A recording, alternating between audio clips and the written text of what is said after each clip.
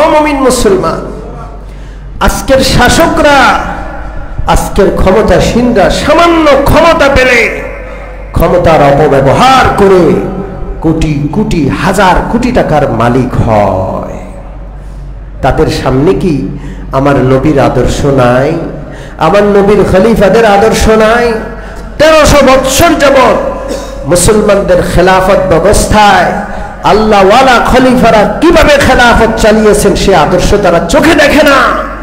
এই গণতান্ত্রিক ঘৃণিত ব্যবস্থাপনার মাধ্যমে এক একজন শাসক না এক একটা রাক্ষসে পরিণত হয়।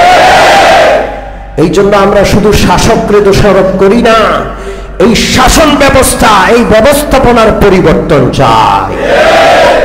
সংস্কারের দাবিতে, বৈষম্যহীন সমাজ ব্যবস্থার দাবিতে ছাত্র আন্দোলন হলো, হাজার ছাত্র মারা গেল, হাজার মানুষ মারা গেল, কোলের শিশু পর্যন্ত প্রাণ দিল।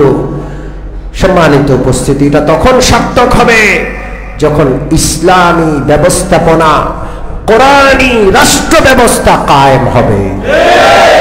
যদি কোরআনী রাষ্ট্র ব্যবস্থা কায়েম না হয়, এক শাসকের পর আরেক শাসক যাবে, নাম আর রূপ পরিবর্তন হবে, নেতার আদর্শ পরিবর্তন হবে, ওই জুলুম, অন্যায়, অবিচার আর বৈষম্যের কোনো এদিক সেদিক হবে না।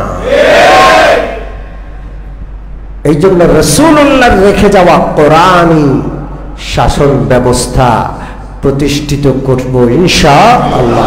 তাহলে বৈষম্য দূর হবে, তাহলে ইনসাফ কায়েম হবে।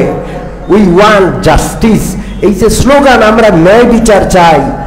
কোরআন সামনে, আল্লাহর কোরআন ছাড়া, আল্লাহ ছাড়া, আল্লাহর রাসূল আর শরীয়ত ছাড়া অন্য কোথাও ন্যায় বিচার পাওয়া যাবে না। আল্লাহ যেন রাষ্ট্র পরিচালনার ক্ষেত্রেও কোরআনী শাসন ব্যবস্থা, আমার নবীর রেখে যাওয়া রহমতি বরকতি মদিনার শাসন ব্যবস্থা আমাদেরকে গ্রহণ করার, আমাদের রাষ্ট্রে কায়েম করার তৌফিক দান করেন। আমিন। ওয়া আখিরু দাওয়ানা আনিল হামদুলিল্লাহি রাব্বিল আলামিন।